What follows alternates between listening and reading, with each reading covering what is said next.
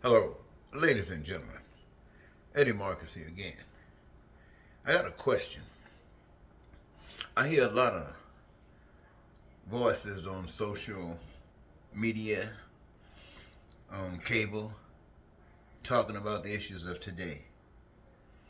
But I never hear a conversation that addresses the possibilities that what we the people would do if Donald Trump wins and becomes the 47th President of the United States. I never hear that conversation discussed. And I know the conversation it must be on each of our minds. Here we have a gentleman who came before us, we the people, and we watched him for years tell lies backward and forward across this country, day and night, doing everything he can to spread dissension. We watched him. We got the evidence of him doing these kinds of things. We, the people, he tried to say lies that you, the others, were crooks, when the crooks was he. And he wins to be the President of the United States. I'm asking you, are you prepared for that? Are you prepared for a deceiver, a liar right before your eyes to come up and work his magic?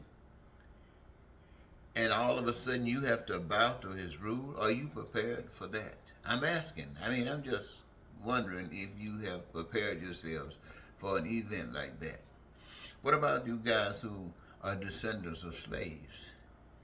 You come through Jim Crow, second-class citizens still wearing that taboo, and now all of a sudden some evil, liar, deceiver, ready to start killing people, come on the scene and start screaming, make me your next leader, and I'm going to kill everybody you hate.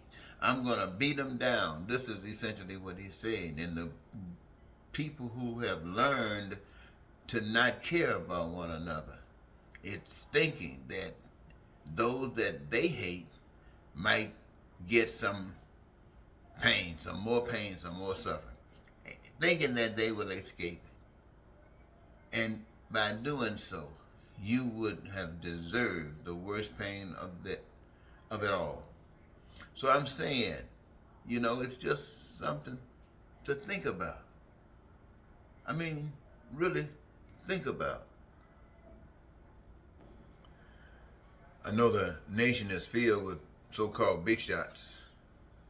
Everybody's a big shot in every walk of life. Somebody there's a big shot. So I wonder, do you go and try to throw your hat in and join with the evilness, or do you do the right thing? Well, the time might come. The time just might come. And I think perhaps that the time is here. Anytime,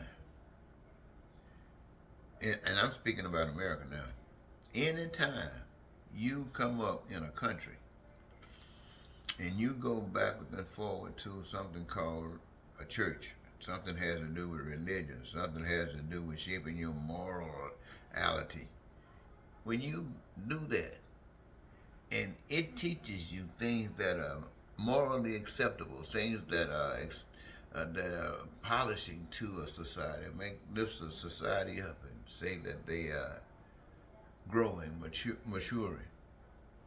And then another thing that you teach, the evilness of what men can engage in, the things that cause them to suffer, to lie, to cheat, to deceive, the things that make them prone for racism and bigotry and hatred, that makes them want to terrorize and use guns and talk about war and all these kinds of things. There's a way of life that does that. And that way of life is not caring about one another. That's not caring about one another. And when you hear a president talking about killing you, talking about I'm going to beat him and coming up with plans to beat him. He says he doesn't care. And if he doesn't care about them, he doesn't care about you as well. So you better pay some attention to what's going on. What if he actually wins? What will the American people do who knows exactly what he is?